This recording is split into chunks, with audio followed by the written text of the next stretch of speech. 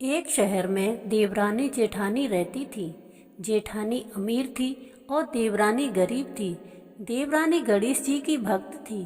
देवरानी का पति जंगल से लकड़ी काटकर बेचता था और अक्सर बीमार रहता था। देवरानी जेठानी के घर का सारा काम करती और बदले में जेठानी बचा हुआ खाना, पुराने कपड़े आदि उसको दे देती थी।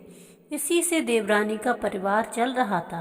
माघ महीने में देवरानी ने तिल चौथ का व्रत किया। 5 रुपए का तिल व गुड़ लाकर तिलकुट्टा बनाया।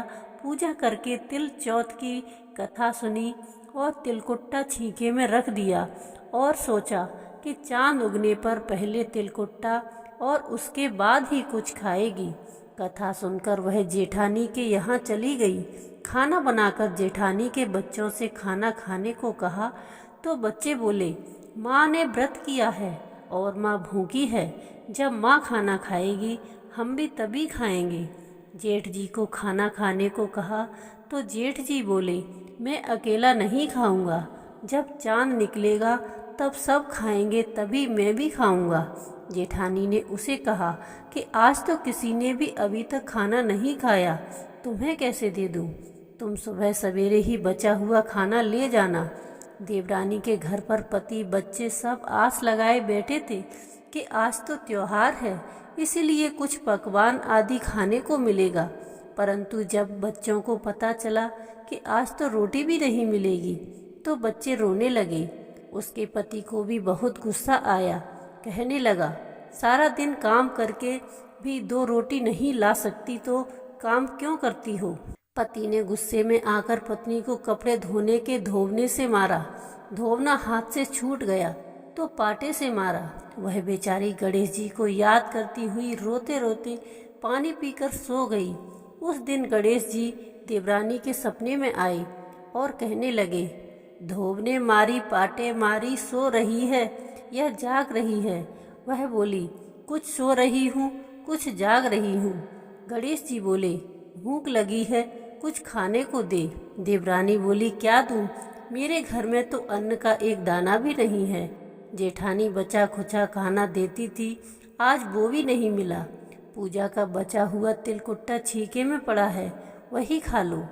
तिलकुट्टा खाने के बाद गणेश जी बोले, धोवने मारी पाटे मारी, निमटा ही लगी है, कहाँ निमटे? वो बोली, ये पड़ा घर, जहाँ इच्छा हो वहाँ निमट दो।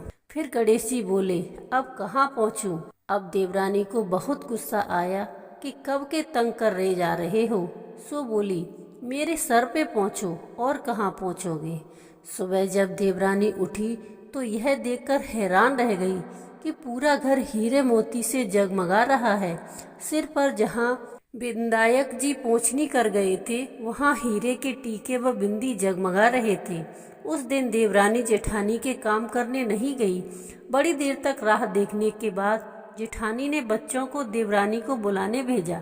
जेठानी ने सोचा, कल खाना नहीं दिया इसलिए शायद देवरानी बुरा मान गई है। बच्चे बुलाने गए और बोले, चाची चलो, माँ ने बुलाया है, सारा काम पड़ा है। दुनिया में चाहे कोई मौका चूक जाए पर देवरानी जेठानी आपस में कहने का मौका नहीं छोड़ती। देवरानी ने कहा, बेटा बहुत दिन तेरी माँ के यहाँ काम कर लिया, अब तुम अपनी माँ को ही मेरे यहाँ काम करने भेज दो। बच्चों ने घर जाकर माँ को बताया कि चाची का तो पूरा घर हीरे मोतियों से जगमगा रहा है। जेठानी दौड़ती हुई देवरानी के पास आई और पूछा, ये सब हुआ कैसे? देवरानी ने उसके साथ जो हुआ वो सब कह डाला।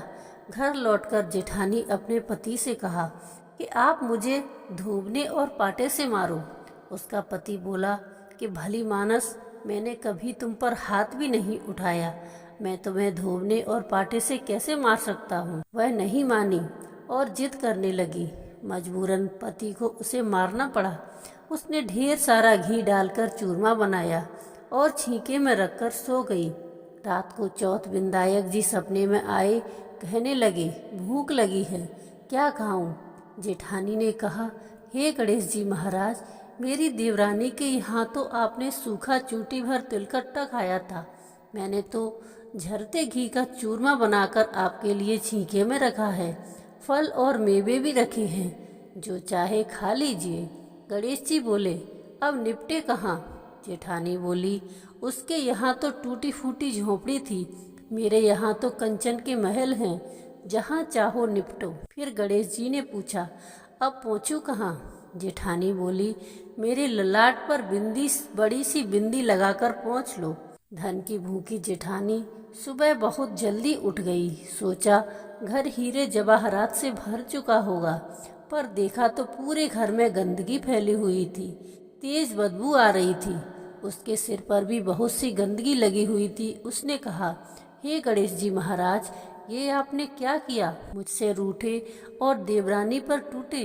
जेठानी ने घर और की सफाई करने की बहुत ही कोशिश करी, परंतु गंदगी और ज़्यादा फैलती गई। जेठानी के पति को मालूम चला तो वह बहुत गुस्सा हुआ और बोला, तेरे पास इतना सब कुछ था, फिर भी तेरा मन नहीं भरा। परेशान होकर चौथ के विधायक जी से मदद की विनती करने लगी। विधायक जी ने कहा, देवरानी से जलन के कारण तूने जो किया था, यह उसी का फल है। अब तू अपने धन में से आधा उसे दे देगी, तभी यह सब साफ होगा।